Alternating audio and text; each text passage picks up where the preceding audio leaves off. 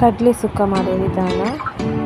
ತೊಂಡೆಕಾಯಿ ಸ್ವಲ್ಪ ಅದನ್ನು ಪೀಸ್ ಮಾಡಿಕೊಂಡು ಅದ ನಂತರ ಮಿಕ್ಸಿಗೆ ತೆಂಗಿನಕಾಯಿ, 4 ಮೆಣಸು, ಸ್ವಲ್ಪ ಕೊತ್ತಂಬರಿ, ಸ್ವಲ್ಪ ಜೀರಿಗೆ, 2 ಬೆಳ್ಳುಳ್ಳಿ ಹಾಕಿ ಈರುಳ್ಳಿ ಹಾಕಿ ಚೆನ್ನಾಗಿ ರುಬ್ಬಿಕೊಳ್ಳಬೇಕು.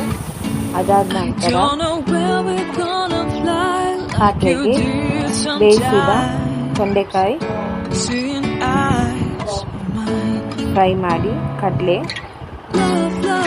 ನೆನೆಸಿಟ್ಟ ಕಡಲೆ ಬೆಂದಾದ್ಮೇಲೆ ಮೊದಲೇ ಬೇಯಿಸಿಟ್ಟಿರಬೇಕು ಕಡಲೆ ಮತ್ತು ತೊಂಡೆಕಾಯಿ. ಅದಾದ ನಂತರ ಗ್ರೈಂಡ್ ಮಾಡಿದಂತಹ ತೆಂಗಿನಕಾಯಿ ಸ್ವಲ್ಪ ನೀರು ಸೇರಿಸಿ ಸರಿಯಾಗಿ ಸ್ವಲ್ಪ ಉಪ್ಪು ಹಾಕಿ